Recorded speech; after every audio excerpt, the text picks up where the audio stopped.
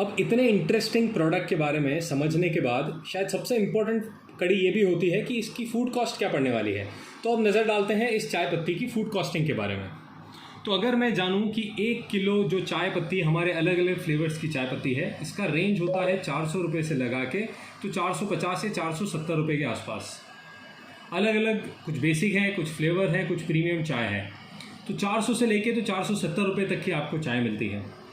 अगर मैं एक एवरेज पॉइंट पकड़ूं तो 1 किलो चाय अगर आपको 450 रुपये की पड़ती है, 1 किलो चाय के अंदर आप अमूमन 200 कप चाय बना सकते हैं, क्योंकि 1 कप चाय के अंदर सिर्फ 5 ग्राम चाय पत्ती ही जाती है। तो 1 किलो के अंदर आप 450 रुपये वाले कप जो 1 किलो का चाय पत्ती पड़ती है, उसके अंदर आप अमूमन 200 कप चाय आप बना सकेंगे।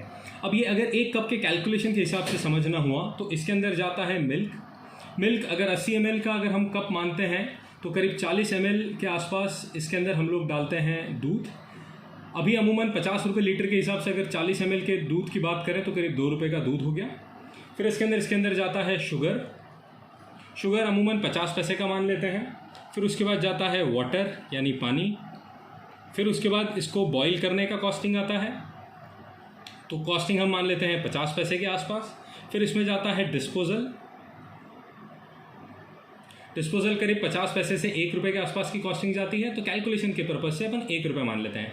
और सबसे इम्पॉर्टेंट इंग्रेडिएंट चाय पत्ती, तो इसके अंदर जो 5 ग्राम चाय पत्ती जाती है तो उसकी अपन कॉस्ट मान लेते हैं एवरेज 2.5 रुपये के आसपास। 5 ग्राम चाय पत्ती 450 के हिसाब से करीब 2 रुपये के आसपास होती है। हमने 2.5 रुपये के कैलकुलेशन के हिसाब से इसको रख लिया है।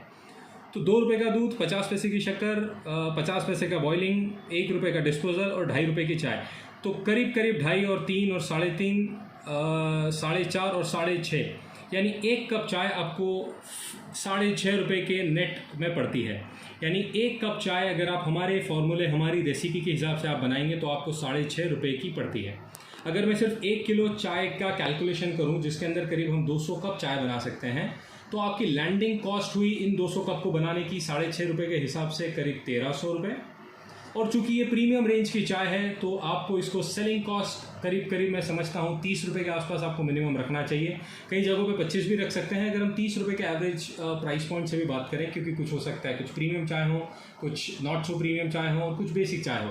तो अगर हम एक एवरेज के लिए 30 रुपये पर कप के हिसाब से भी मानते हैं 200 कप चाय का, तो करीब हमने जो हमारा रेवेन्यू करा वो 6000 रुपये का रेवेन्यू करा सिर्फ 200 कप चाय बेच के।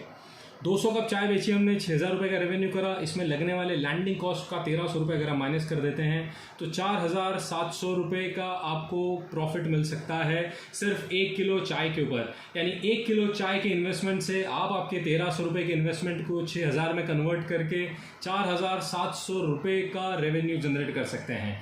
इस पूरे बिजनेस मॉडल के अंदर हमने सारे के सारे पॉइंट्स कवर कर लिए हैं। अब सिर्फ देखना यह है कि आप नंबर ऑफ कप बेचते चले जाएं, आपका सेल बढ़ता चला जाएगा और रेवेन्यूज एक दिन छप्पर फाड़ के बाहर निकल जाएगा। तो ये कमाल है इंटरेस्टिंग चाय, इंटरेस्टिंग प्रोडक्ट, स्टैंडर्डाइज्ड प्रोडक्ट के थ्रू इंटरेस्टिंग चाय बनाने का।